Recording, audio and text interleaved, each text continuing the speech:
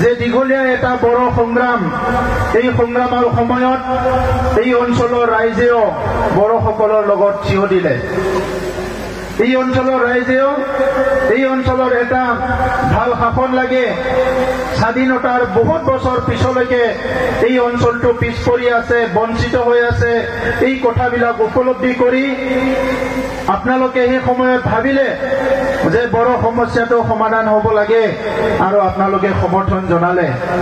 আজি আপোনালোকৰ সমৰ্থন, আপোনালোকৰ আশীৰ্বাদ আৰু আপোনালোকৰ সকলো উপস্থিতিত আজি বড়ো সমস্যা স্থায়ীভাৱে সমাধান হোৱা এটা পৰিৱেশ যোৱা 2020 চনত সৃষ্টি কৰা হৈছে।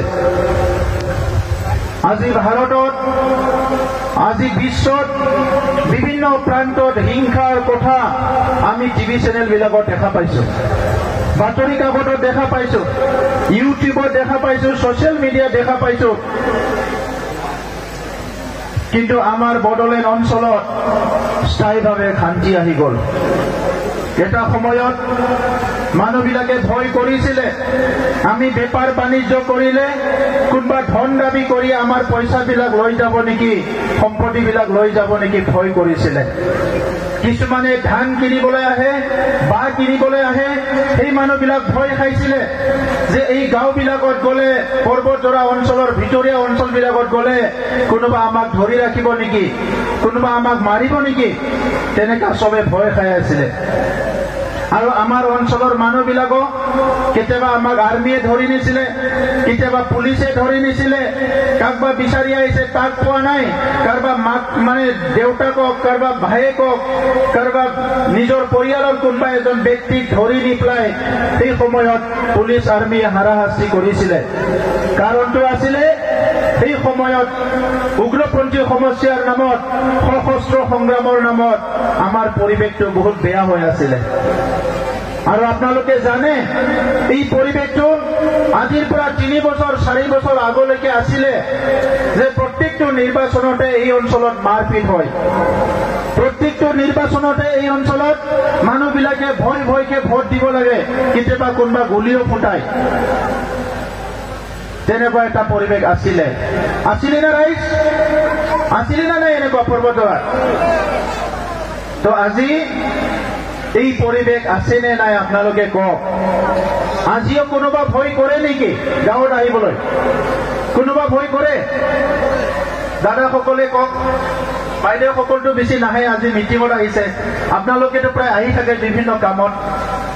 আজি বড়োলেণ্ডত এই ভয়টো নাই।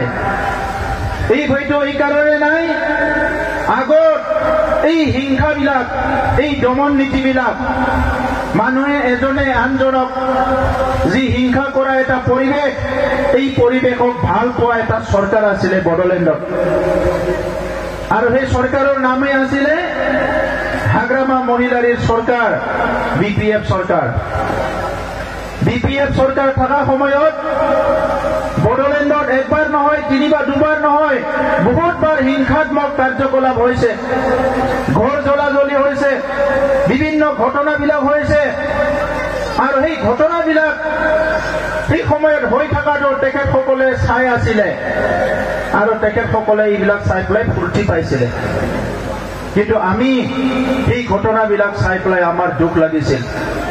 নিজৰ মাজত ভাতৃজাতি সংঘৰ্ষ, অইন জনগোষ্ঠীৰ লগত হিংসা, এই গোটেই পৰিৱেশটো লৈ আমি বহুত চিন্তিত হৈছিলো, আমি দুখ পাইছিলো। কাৰণ আমাৰ মা দেউতা, দাদা ভাই বাইদেউ সকলো যদি নিৰাপত্তা নাই, শান্তি নাই, এই অঞ্চলত মানুহ কেনেকৈ থাকিব, এই কথাটো লৈ আমি চিন্তিত হৈছিলো। আৰু সেইকাৰণে UG ব্ৰহ্ম ডাঙৰীয়াই 2015 চনত UPPL দলৰ জন্ম দিছিলে। আৰু UPPL দলৰ জন্মৰ উদ্দেশ্যটো আছিলে এই বড়োলেণ্ড অঞ্চলত স্থায়ীভাৱে শান্তি স্থাপন কৰিব লাগে। UG ব্ৰহ্ম ডাঙৰীয়াৰ UPPL গঠন কৰাৰ উদ্দেশ্যই আছিলে ইয়াত বসবাস কৰা সকলো জাতি জনগোষ্ঠীৰ ৰাইজ, সকলো ধৰ্মৰ ৰাইজ নিৰাপত্তা পাব লাগিব, শান্তি পাব লাগিব। সেইটো হ'ল UG ব্ৰহ্ম ডাঙৰীয়াৰ মেইন লক্ষ্য আছিলে UPPL দল গঠন কৰা।